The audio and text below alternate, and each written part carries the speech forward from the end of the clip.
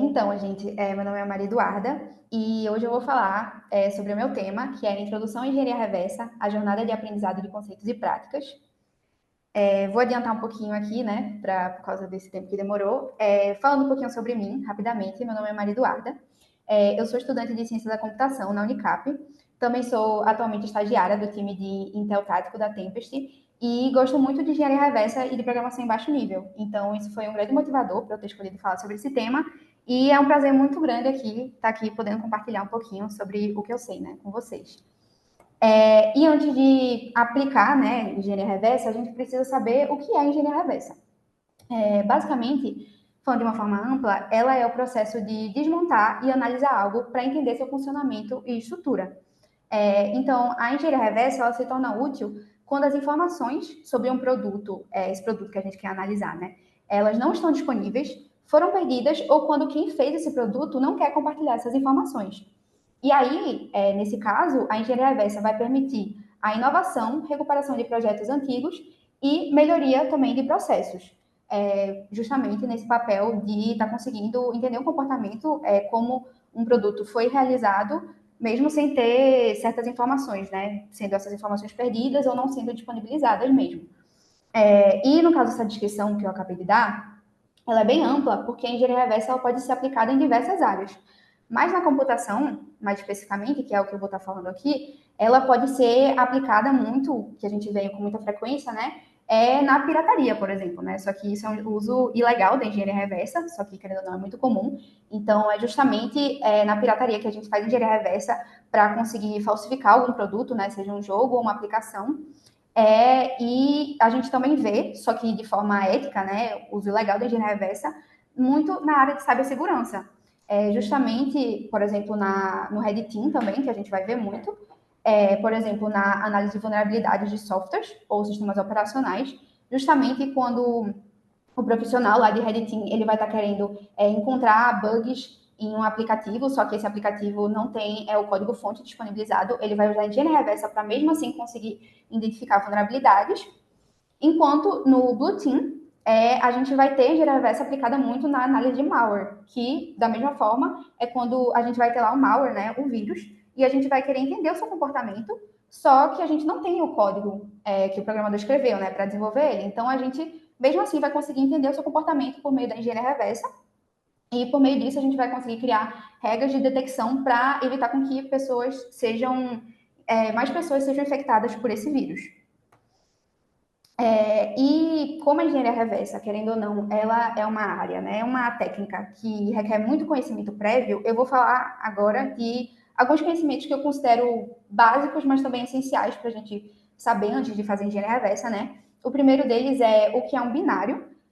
Binário, basicamente, como o próprio nome diz, é um arquivo em que o conteúdo dentro dele que ele armazena, todos os seus dados estão em formato binário, ou seja, em sequências de 0 e de 1.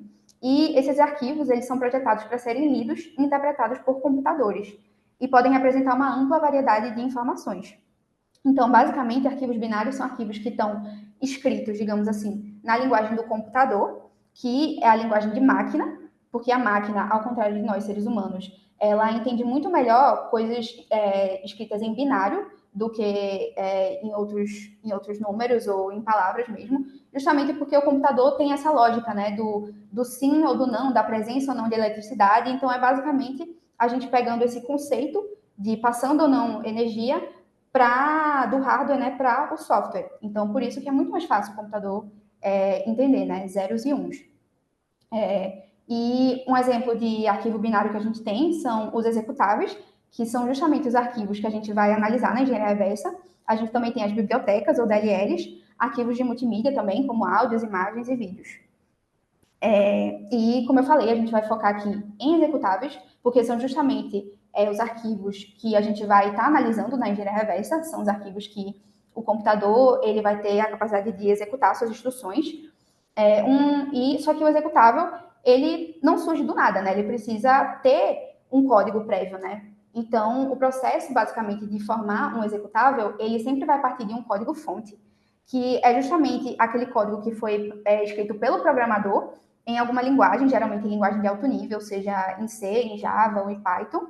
E aí, esse código-fonte, ele vai passar por um processo de compilação, ou seja, a compilação é esse processo que a gente tem de converter esse código-fonte, que por mais que a gente não entenda 100% do que está acontecendo, ainda assim, é um código legível para nós, seres humanos. Então, por exemplo, mesmo que a gente não entenda essa função que está aí na imagem, né, que eu coloquei como exemplo, a gente pelo menos consegue ler int main, return, printf, só que o computador não entende nada. Então, a gente precisa converter isso para o binário, que é o que ele entende, e aí essa conversão, essa tradução é justamente o que a gente chama de compilação. E depois da compilação, ele vai gerar um executável binário e o sistema operacional vai conseguir pegar esse binário, carregar ele na memória e fazer com que o seu processador execute as instruções dentro desse arquivo. Outro conceito também importante é bytes, né? Que para quem não sabe, bytes é uma unidade de 8 bits, em que a cada 4 bits a gente pode representar também 4 bits em um dígito hexadecimal. Então, bytes eles costumam ser representados por 2 dígitos hexadecimais, como eu coloquei no exemplo, né? Se a gente tiver um byte que começa com 4 zeros e depois 4 uns, a gente pode simplesmente representar pelos 2 dígitos em hexadecimal 0F. Então, como dá para ver, a gente usa muito mais representações de binários em hexadecimal do que em binário, propriamente dito, porque a gente consegue representar muito mais informações em um espaço muito menor. Então, inclusive nas ferramentas de engenharia reversa, a gente vai ver muitas vezes números em hexadecimal e não em binário. E outra coisa também é que os bytes são organizados de trás para frente, que é um padrão da Intel que a gente chama de Little Endian. Ou seja, se eu vou ter o byte CD e o byte AB nessa ordem, na memória, na verdade, eles vão estar organizados de forma inversa. Então, eu vou ler como ABCD. E falando também de um conceito que eu considero um dos mais importantes para a engenharia reversa, porque é algo que a gente lida muito, assim, visualmente falando mesmo, e também falando de conceito mesmo, é algo muito importante de se saber, são registradores e memória. Os registradores, eles são uma memória dentro da CPU, usada para armazenar dados temporários e instruções durante a execução de programas. Então, por eles estarem dentro da CPU, eles são de muito rápido acesso, porque eles já estão lá dentro do processador, então são memórias muito rápidas e também muito voláteis. Então, elas vão estar sempre, os valores dentro dos registradores, eles vão estar sempre mudando de valor muito constantemente.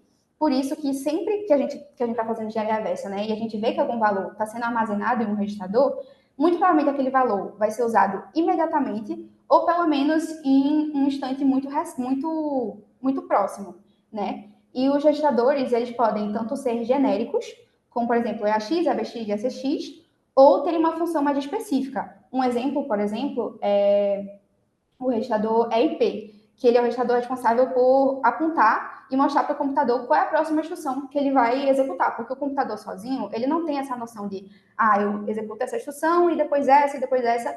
Não, ele não tem, ele precisa estar sempre sendo orientado. Então, o EIP é justamente o registrador que vai armazenar o endereço da próxima instrução e que o processador vai acessar para saber onde está, né, essa próxima instrução. E esses são os registradores, né? Tanto de propósito geral quanto específicos. Já no caso da stack, pilha, que é algo também que a gente vê bastante, ela é uma memória de acesso rápido que armazena variáveis locais e informações de controle de funções.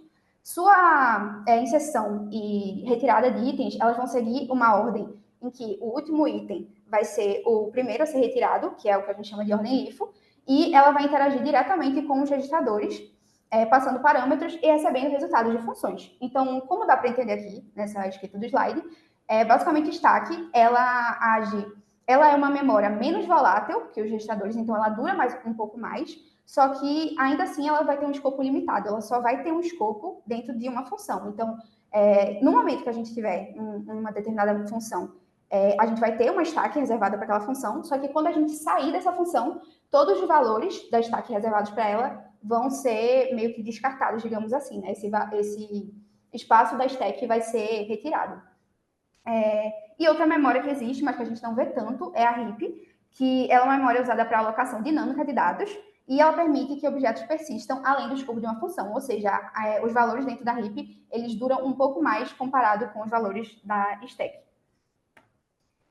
E falando agora da principal ferramenta que a gente usa na engenharia reversa, que é o debugger, O debugger, basicamente, ele é uma ferramenta que converte o código de máquina, ou seja, o binário, em uma linguagem de montagem, que é o assembly. O assembly, falando assim rapidamente, ele é uma linguagem de programação também, só que ela é de baixo nível. Ou seja, ela é muito mais próxima da linguagem de máquina comparada com uma linguagem de alto nível.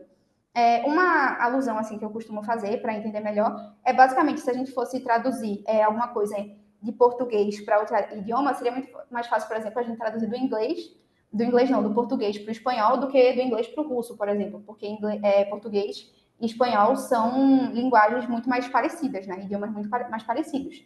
Então é meio que isso, assim, o código de máquina, o binário, ele é muito mais próximo do assembly. Então, dessa forma, é muito mais fácil fazer essa tradução direta do binário para o assembly.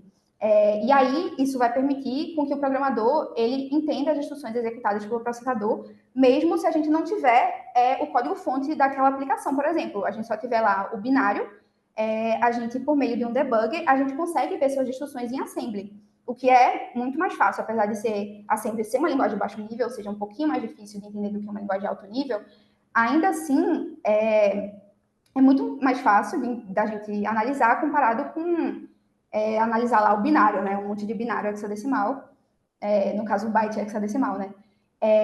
Então, dessa forma, como eu falei, né? Mesmo sem um código-fonte, a gente pode identificar todas as strings que ele realiza em tempo de execução e também podemos identificar todas as strings contidas no binário. Como, por exemplo, e outra coisa também que os debuggers podem fazer é ver os valores que estão armazenados na memória e nos registradores, suas seções, DLLs importadas e muito mais. Então, inclusive, eu coloquei nessa foto, né, um debugger específico, que é inclusive o que eu vou mostrar na parte prática, que eu espero que dê tempo de fazer, que é o debugger DBG-X64. Só que ele é só um entre muitos outros debuggers, né? Então, vai de pessoa para pessoa escolher o debugger que você mais gosta, mas nesse caso eu vou utilizar ele. E agora, né, vou começar a parte prática. Eu criei um CrackMe para demonstrar. O CrackMe é basicamente, como o nome diz, né? Ele é meio que um executável feito para você craquear ele, né? Você conseguir fazer engenharia reversa nele e entender, às vezes, geralmente, né? Os CrackMes, eles envolvem burlar alguma validação que ele faz ou entender algum algoritmo que ele usa, enfim, meio que desvendar o seu funcionamento. E vocês me falam aí se dá dando para ver aqui. Tá dando para ver aqui se alguém puder confirmar a tela do Windows. Calma, deixa eu parar de compartilhar só por precaução.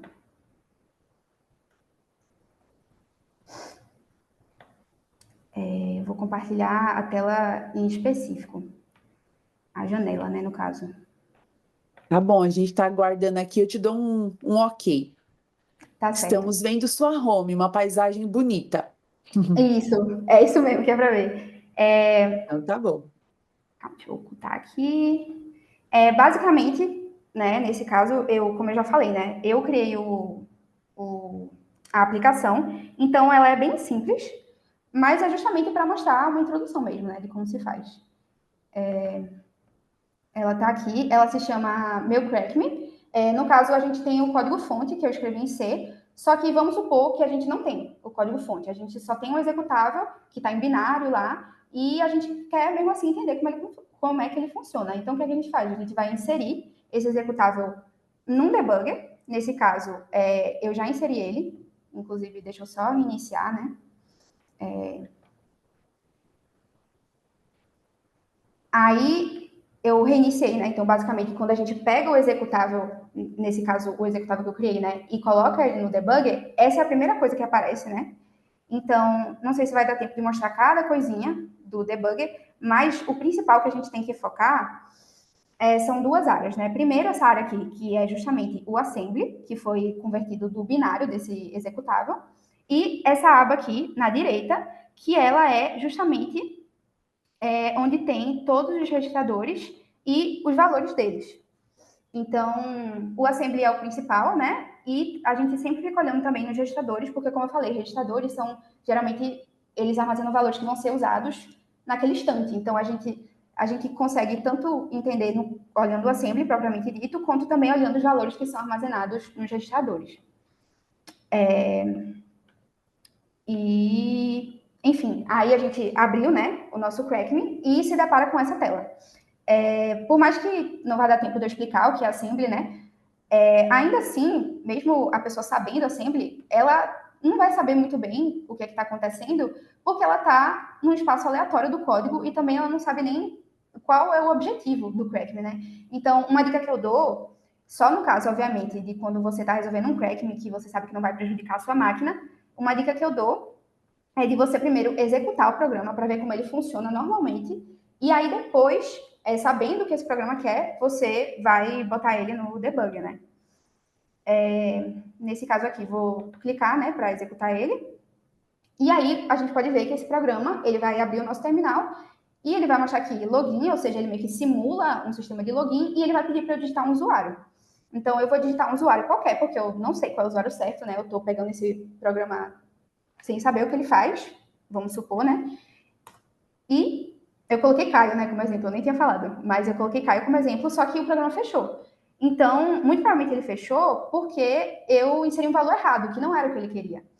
E como é que eu faço para saber qual é o valor certo? Eu vou justamente realizar a engenharia reversa. Eu vou inserir esse executável no debugger e vou procurar o trecho de código específico onde ele vai estar fazendo essa validação em relação ao valor que eu inseri com o valor que ele quer que eu insira, né, que é o valor correto.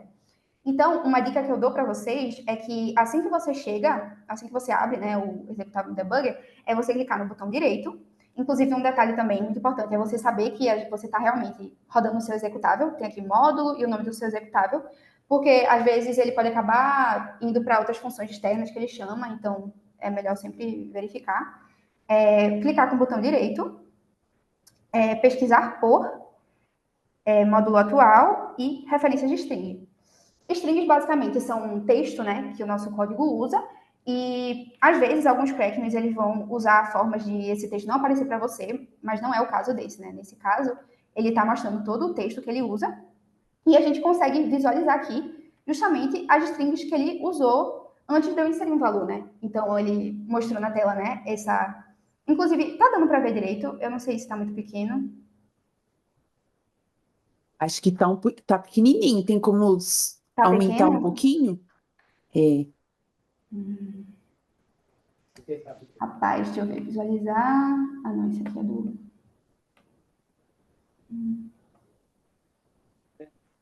Acho que não impede de entender, mas Sim. Mas, tipo, não tá dando pra ler, pelo menos? As sim. palavras aqui, ó. Tá dando, né? É porque Sim. realmente eu não sei se eu vou saber fazer aqui, não. Ô, Deise, só pra saber, eu tenho até que horas? O seu horário aqui é até às 15h45. Tem mais 20 minutos. Ah, tá certo. Então tá tranquilo. Eu tava com medo aqui. Deixa eu só beber uma água rapidinho. Uhum.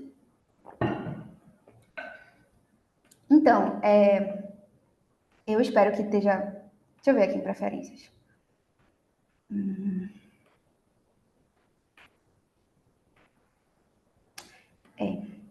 Acho que não vou conseguir aumentar, né, a tela, mas basicamente, o que ele está mostrando aqui são todas as strings usadas pelo programa.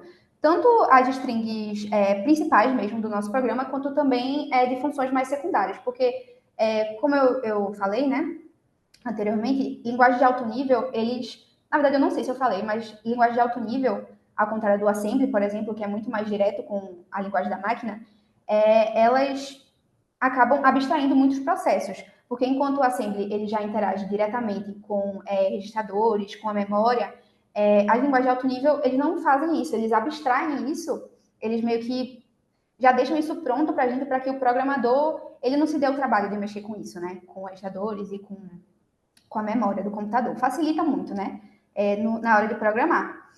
Só que aí, na hora de analisar, acaba dificultando um pouco, porque justamente todas essas funções responsáveis por intermediar e fazer automaticamente esses processos de gerenciamento, elas a gente acabam aparecendo aqui também, e a gente às vezes pode acabar analisando algo que não, na verdade, é só uma instrução feita para, sei lá, checar se o programa está rodando bem, enfim. Uma explicação aqui bem genérica aqui para dizer que tem muitas informações aqui, muitas strings, né, que não são do nosso interesse. Realmente as strings que são do nosso interesse são essas aqui, que pertencem a meio que o fluxo principal do programa, digamos assim. Então, o que é que a gente quer, né, nesse momento? A gente abriu o debugger e a gente quer chegar no ponto em que a string que a gente insere na tela, ela seja comparada com a string certa, para justamente a gente descobrir qual é a string certa e conseguir burlar a validação do programa. Então, muito provavelmente, o momento em que ele vai fazer essa validação também é próximo do momento em que a gente insere o nosso valor, né? Então, o que é que a gente pode fazer? A gente pode colocar um breakpoint, que a gente chama também de ponto de quebra, né? E basicamente é um ponto, no caso é uma instrução que obrigatoriamente o debug ele vai parar. Então, por mais que a gente escolha rodar o programa direto, se ele passar por um breakpoint, obrigatoriamente ele vai parar nessa instrução. Então, a gente pode inserir um breakpoint tanto manualmente, nessa área aqui do assembly mesmo, pode ter um atalho no teclado que é F2, mas eu, infelizmente, ainda tenho o costume de usar mouse, então você pode colocar o breakpoint nessa função aqui especificamente, por exemplo. Clicando nessa bolinha aqui, e aí clicando na bolinha você consegue ver que ele ficou vermelho, quando ele está vermelho é porque ele é um breakpoint, então por mais que eu vá rodar, querer que ele rode direto o programa, ele vai passar por aqui, então ele vai obrigatoriamente parar. Então, breakpoints são muito úteis justamente quando eu não quero meio que ele passe direto por algum lugar que é do meu interesse de analisar, né? Então, o que é que eu vou fazer? Eu vou colocar um breakpoint nessa string aqui, digite seu usuário, porque foi meio que o ponto de execução mais próximo que eu acredito que vai estar do ponto que ele vai fazer a validação entre o valor certo com o valor que eu inseri. Enfim, como eu falei, tem dois tipos, né, de colocar breakpoint, como eu já mostrei, tem aqui diretamente na instrução, tipo, eu quero que ele pare nessa instrução. Já quando a gente vai colocar breakpoint nessa área de string, né, que a gente pode visualizar nessa aba aqui de referências, a gente pega a string, clica com o botão direito, toggle breakpoint, então, e basicamente toda vez que ele for executar qualquer instrução que vá fazer referência a essa string, ele vai parar nessa instrução. Então, tem esses dois tipos, né? Também tem outros tipos de breakpoint, mas não vem ao caso agora. Enfim, colocando meu breakpoint, eu basicamente vou rodar o programa direto até ele parar no meu interesse, né? Então, aqui essas setinhas, elas basicamente vão controlar o fluxo do programa. Nesse caso, essa setinha aqui, ela vai andar de instrução em instrução. Então, como tá dando para ver, o endereço, ele sempre fica preto quando ele tá simbolizando que a gente tá nessa instrução. Essa aqui eu vou de instrução em instrução, mas eu também posso rodar direto, que é nessa setinha aqui, o run. De novo, eu não sei se está dando para ver, mas é basicamente na setinha do lado do pause, né? Não sei se está dando para ver o meu mouse. Mas eu vou avançar aqui direto. E só para saber, tá dando também para visualizar aqui o código aqui, em assembly, tá dando para ler? Daisy? Oi, ler não dá. Só para Olha, saber tá se tá dando pequenininho. para... Tá pequenininho, né? Peraí. Sim. A galera no YouTube talvez precise expandir a tela, talvez, para Sim. entender, para enxergar melhor. Aparência.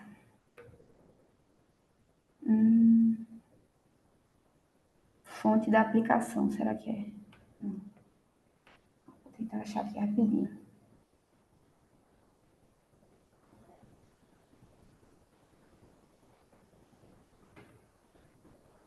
Será que dá aqui no...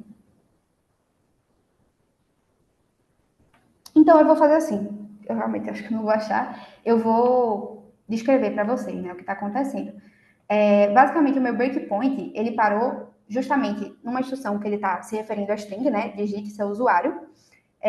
E aqui, também uma coisa que é muito útil, né, que o DBG faz para a gente, sempre que a gente parar em alguma instrução, que essa instrução está se referindo a algum endereço, e geralmente nesse endereço tem uma string, né, armazenada dentro dele, ele vai mostrar a string aqui do lado. Então, a gente pode ver aqui do lado, que bem pequenininho, né, mas tem escrito aqui, digite seu usuário. Então, é porque justamente esse endereço aqui, que é esse conjunto de bytes aqui, em hexadecimal, ele está armazenando esse valor. Então, como eu coloquei um breakpoint nessa string, ele vai sempre parar na instrução que referencia essa string. Então, enfim, eu parei aqui nessa instrução. Inclusive, eu posso ver em tempo real, né, as coisas que vão estar aparecendo aqui no terminal. Como a gente pode ver, a palavra, né, digite seu usuário, ainda não foi inserida aqui. Então, o que vai acontecer, muito provavelmente? Se ele está coletando esse valor, ele vai passar para uma função, que é essa call aqui. Sempre que tem call no começo, é uma chamada de função. Provavelmente essa call aqui, ela vai ser justamente uma call para mostrar esse texto na tela. Então, eu vou passar por ela, e aí vocês vão ver. Ó, tá vendo? Agora ela mostrou aqui na tela, digite seu usuário. Então, essa chamada provavelmente é uma chamada de print, por exemplo. Então, depois que ele coloca isso na tela, provavelmente ele vai fazer outra chamada em que ela é responsável por esperar um dado passado pelo usuário, né? Que provavelmente é essa call aqui. Então, inclusive, uma coisa que eu faço muito e até recomendo é você sempre colocar um breakpoint depois de uma chamada, como eu coloquei aqui, porque, às vezes, muitas chamadas, né, eles acabam chamando outras funções externas e acabam indo parar em outro ponto, assim, e você acaba se perdendo, né? Como eu até vou mostrar para vocês que vai acontecer. Então, é sempre bom você colocar um breakpoint logo na instrução depois da call para você conseguir sempre voltar para esse ponto, né? Não se perder. Então, eu vou continuar a execução, né? Estou andando de instrução em instrução. E por mais que eu tente ir para a instrução seguinte, eu não consigo. Por quê? Porque ele está esperando uma entrada do usuário. Então, eu vou colocar, novamente, eu não sei qual é o valor correto, então, sei lá, vou colocar Caio de novo. E aí, como vocês podem ver, ele acabou indo para uma DLL, né, que são as DLLs que têm funções externas, uma DLL aleatória, que não está no ponto que eu achava que eu ia acabar parando, né, não está no meu executável que eu quero analisar. E mesmo que eu for andando, vai demorar muito, porque essa DLL, ela chama outras DLLs. Então, enfim, para facilitar minha vida, eu coloquei aquele breakpoint e aí eu posso clicar em Run e voltar para ele novamente. E, beleza, já coloquei a minha informação, agora, provavelmente, o que é que ele vai fazer? Ele vai comparar esse valor que eu inseri com o valor correto. Então, como até dá para ver aqui, na verdade, não sei se dá para ver, mas basicamente tem escrito cal strcmp, que é basicamente uma abreviação para String Comparison, que é uma função muito conhecida no C, né? Uma função muito usada. E o próprio debug, ele reconheceu essa função e colocou esse nome para ajudar a gente mesmo na nossa análise. Então, ele está dizendo que, nesse ponto, ele vai comparar duas strings e, para ele fazer essa chamada, muito provavelmente, antes disso, ele vai armazenar essas duas strings que ele vai comparar nos registradores. E é justamente o que está acontecendo aqui. Novamente, se vocês não estiverem vendo, né? Eu vou ler aqui a instrução. Move RDX. Esse keyword PTR não é tão importante, isso só se refere ao tamanho mesmo do valor, né? O que importa é essa parte aqui, move RDX, vírgula, e esqueci o nome, né? Entre chaves, vou dizer, mas não é chaves, RBP mais 80. Então, o que é que ele está fazendo? Ele vai mover esse valor que está em RBP mais 80 no registrador RDX. Ou seja, só para explicar também rapidamente, a pilha, ela também tem registradores que vão estar relacionados a ela. O RBP, por exemplo, ele é o registrador que sempre vai apontar para a base da pilha. Então, nesse caso, o que é que ele está fazendo? Ele está fazendo RBP mais 80, ou seja, ele está pegando a base da pilha e avançando 80 espaços. Então, ele está basicamente pegando o item que está na posição 80 da pilha e está armazenando no registrador RDX, que é o que a instrução move do assembly faz, né? Ele move um dado para outro local. Já no outro caso, é a mesma coisa, só que ele pega na posição 10, porque é RBP mais 10, e está armazenando no registrador RAX.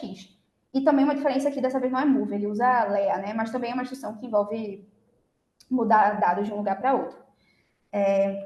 Enfim, deixa eu só checar o tempo.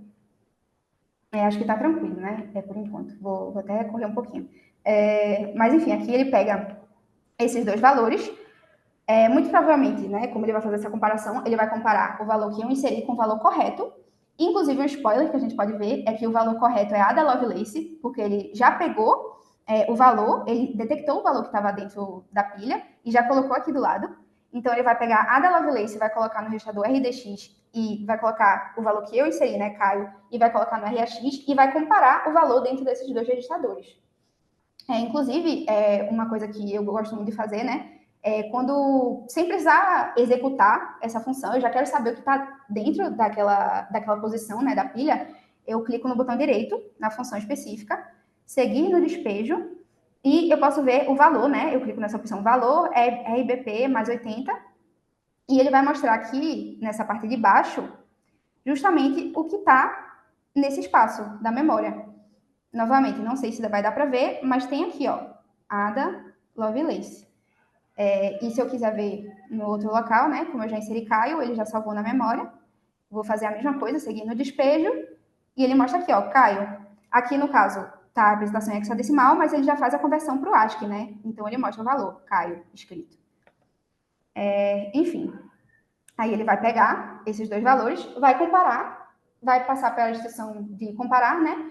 E muito provavelmente, de acordo com o resultado que a instrução vai dar para a gente, ele vai dizer se está correto ou se está errado. A gente pode até ver as mensagens aqui, ó. Para o caso de estar incorreto, só que o programa fecha tão rápido que nem mostra a mensagem, mas ele mostra o usuário incorreto saindo, e quando o usuário está certo, ele mostra o usuário válido. Então, eu vou andar aqui só para ver o que acontece, né?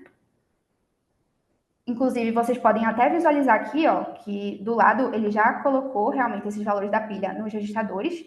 A gente tem aqui a referência, né? Em RAX está armazenado o valor Caio e em RDX está armazenado o valor Ada Lovelace.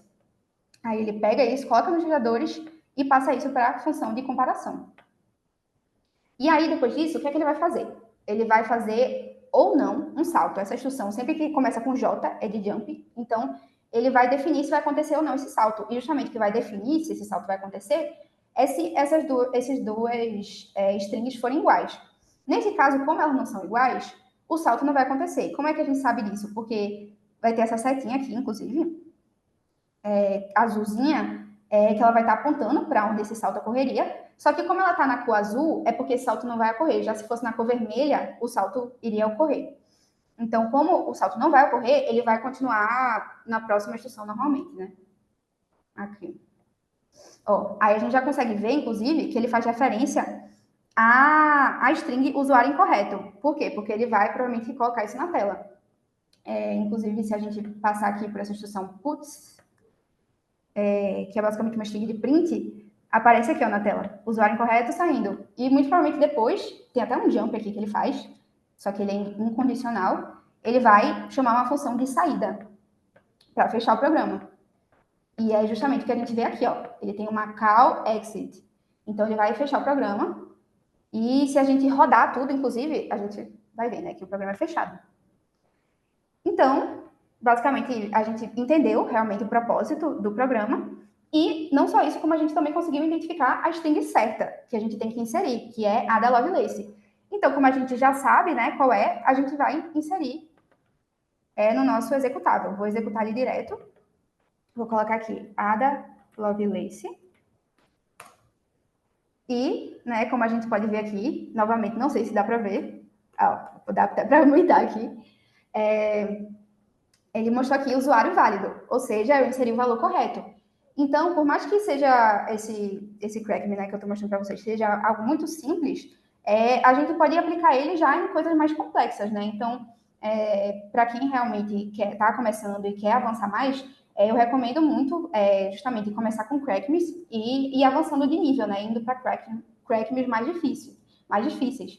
Só que todos eles vão cobrar esse conhecimento básico, né? De conseguir entender o que são registradores, o que é pilha, conseguir visualizar o valor na memória, conseguir entender quais funções fazem o quê, né? Instruções de assembly também você precisa saber, é muito importante. E, enfim, é isso. Eu, inclusive, fiz como se fosse uma segunda fase aqui, que eu não sei se eu posso mandar para quem tiver interesse, mas seria uma fase em que, porque eu mostrei para vocês aqui as strings, né? Então, até seria, para quem já está mais acostumado, né, a fazer engenharia reversa, a pessoa já iria sacar, assim, de cara, que tem o valor da Ada Lovelace aqui nas strings. Por quê? Porque ele está estaticamente naquele arquivo.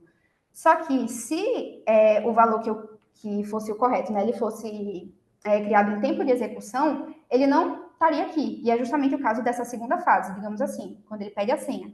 A senha, ela é um valor que é escrito, ele é desenvolvido em tempo de execução, então seria mais difícil de encontrar ele, né? E, enfim, é isso. Se eu parar de compartilhar aqui.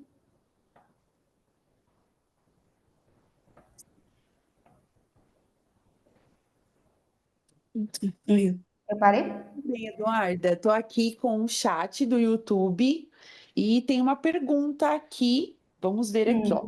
Diz assim: qual aplicação é mais amigável para analisar um binário, principalmente voltado a questões forenses e de CTFs? Uhum. Qual o tipo de aplicação, né? É justamente Isso. É justamente os crackmes, né? Como eu mostrei para vocês. Eu não sei se a pergunta queria saber disso, né? Mas os crackmes, eles são justamente executáveis criados para você realizar engenharia reversa neles. Então, inclusive, não tem nenhum risco, assim, de questão sei lá, você tá falsificando um produto original, porque os crackmes, eles são feitos para isso. Então, você não tá fazendo nada ilegal, né? Meio que hackeando esse executável. Então, eu recomendo muito justamente para praticar, porque aí quando você decidir já fazer uma coisa forense, né, realmente for analisar um executável que for de verdade, né, que realmente for uma coisa que você está lá fazendo o seu trabalho, você já vai saber, tipo, os passos que você vai tomar, né, porque você já vai ter arranjado com a resolução dos crackings essa prática de conseguir analisar, né, o arquivo.